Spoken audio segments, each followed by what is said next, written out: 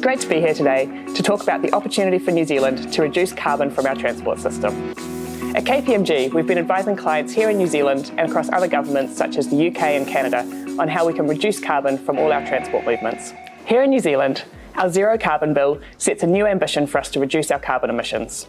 47% of all of our emissions come from our transport sector, so it's really important that we focus in on it. Since 1990, our transport emissions have increased by nearly 90%. Today, we're going to talk about what we think are the key priorities for New Zealand to reach our new ambition to reduce carbon in our transport system. We see this as a whole-of-system thinking approach.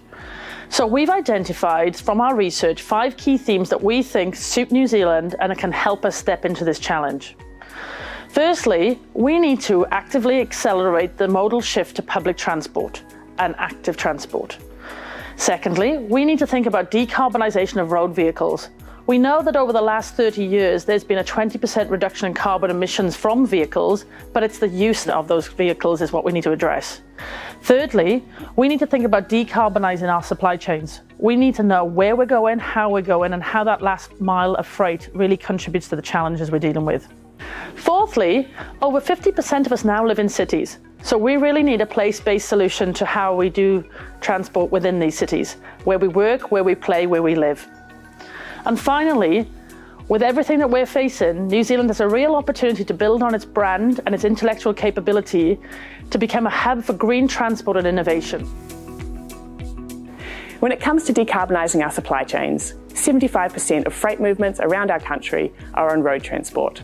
The Ministry of Transport has recently concluded the Green Freight Project, which looked at ways to reduce emissions from our freight transport.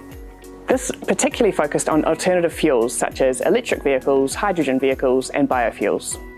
Public transport is another area where we can make real changes in our transport emissions. What's really important here is thinking about the partnerships that will be needed between central government, local government and our private sector operators. We're not going to get change unless we can all collaborate around the types of technology that are used and the infrastructure that needs to be built to support the new types of vehicles. Auckland and Wellington are already starting to pilot some new types of electric vehicles and even thinking about hydrogen buses as they move towards a new low-carbon future. This is increasingly important now, with the government setting new targets for all public transport vehicles to be zero carbon. Whether we're moving our goods around the country, getting to work, travelling to school, or even just out and about, we all use New Zealand's transport network, and so we're all interested in the future emissions and how we can reduce carbon. As we've identified, this is a whole-of-system approach to solve this challenge, and we believe that we all have a part to play in that. Whether you're in the public sector or the private sector, we can all contribute to make a difference. Maya and I have both come home to New Zealand because we're really focused on solving these issues. Here at KPMG, we've got a team of nearly 50 of us working on key infrastructure issues who are all really energised about New Zealand's green future and fuelling New Zealand's prosperity.